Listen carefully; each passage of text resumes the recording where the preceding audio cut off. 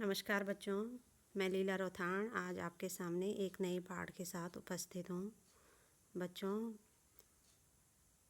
आज हम संस्कृत विनोदिनी का तृतीय पाठ है साधुनाम स्वभावः पढ़ेंगे। तो बच्चों, इस पाठ में साधु अर्थात सज्जन पुरुषों के विषय में बताया गया है कि वो कैसे स्वभाव के होते हैं।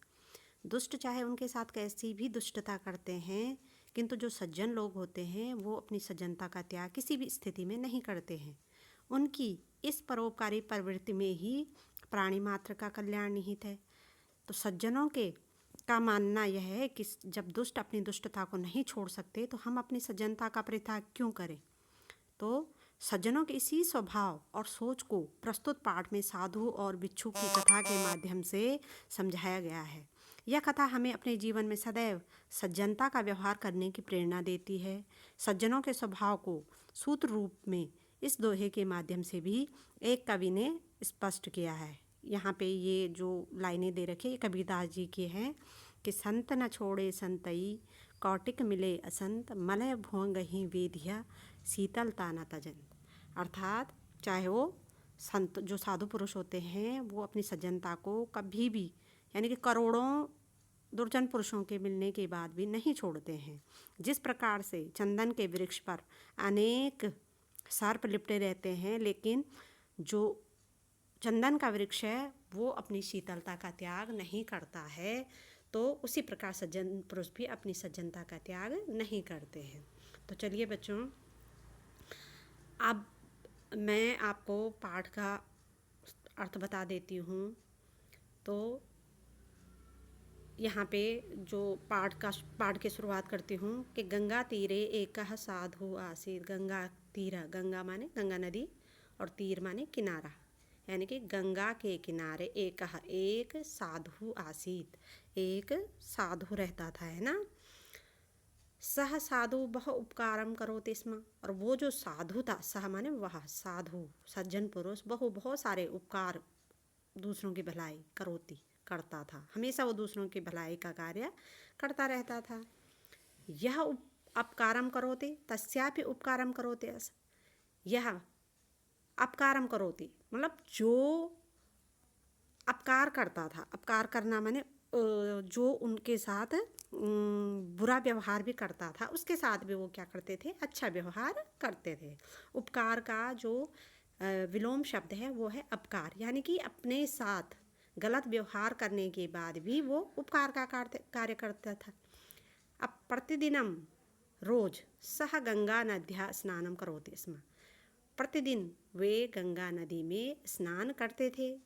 एकस्मिन् दिने सह स्नानम कर्तु नदी गतवान। एक दिन वे स्नान करने के लिए नदी में गए। नदी प्रवाहे एक वृश्चिका दृष्टवान। और नदी की धारा में उन्होंने एक बिच्छू को पानी में बहते हुए देखा। एक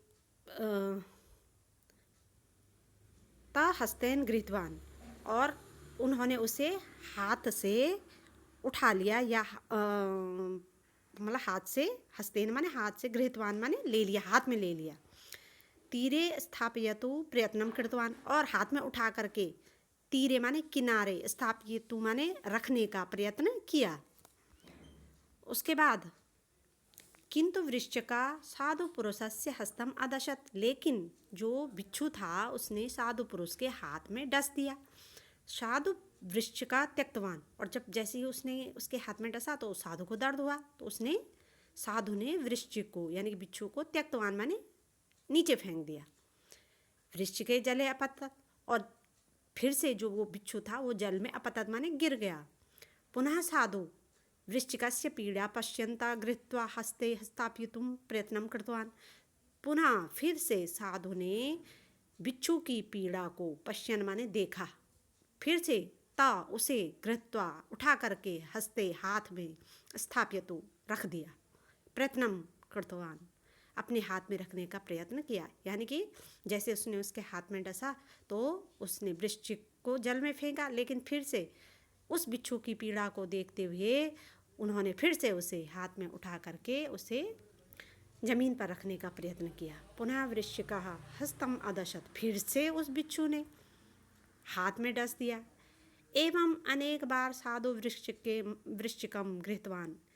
एवं माने ऐसे में अनेक बार साधु ने बिच्छू को उठाया और वृश्चिका अपि पुनः पुनः साधु अदशत, और वृश्चिक फिर बार बार साधु को डसने लगा।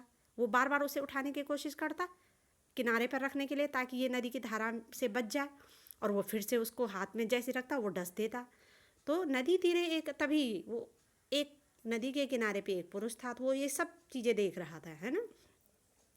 तो नदी तीरे एक पुरुष आगच्छत, वो नदी के किनारे एक पुरुष आया।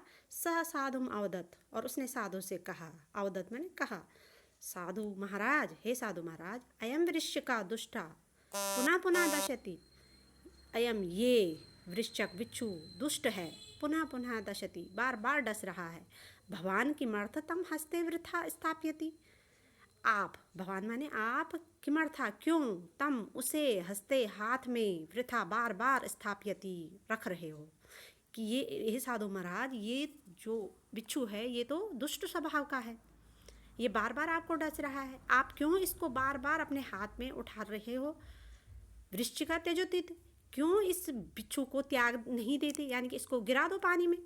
साधु उक्तवान, साधु बोला, क्या बोलते हैं कि वृश्चिका क्षुद्र जंतु, ये जो बिच्छू है ना ये क्षुद्र जंतु है। क्षुद्र जंतु माने जो है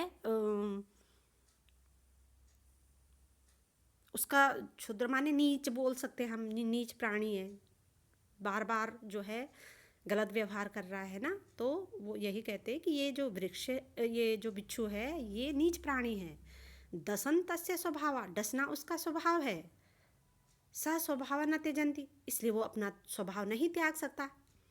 अहम मनुष्य, मैं मनुष्य हूँ, अहम मम परोपकार से स्वभाव कथम त्याजंती। अरे ये तो नीच प्राणी है, जब ये अपने डसने का स्वभाव नहीं त्याग सकता तो अहम मनुष्य, मैं तो मनुष्य हूँ, अहम मम, मैं अपने परोपकार का स्वभाव कथम त्यजंती, कैसे त्याग सकता हूँ। यह कह करके तदा सह पुरुषम उक्तवान, तब उन्होंने उस पुरुष से कहा, यह अपकरेषु अपि उपकारम करोति सह एक साधु भवति। तो उसके बाद उन्होंने उस पुरुष से कहा कि वास्तव में जो अपकारियों का भी उपकार करता है वही साधु अर्थात सज्जन पुरुष होता है। तो बच्चों, ये आप लोगों के सामने पाठ का सारांश था या अर्थ था, आप इसे अच्छी तरह से समझ लें। उसके बाद मैं इनमें से, जब आप पूरे पाठ को समझ लेंगे, इन्हीं में से मैं बाद में आपका कल इसका टेस्ट ले लूँगी। आप जो है पाठ को अच्छी तरह से समझ करके कीजिए, और मैं व्यू में देखूँगी, मैं चैनल में डाल रही हूँ इसको, और मैं व्यू में देखूँगी कि किस किस ने देखा और किसने नहीं देखा। चलिए, धन्यवाद।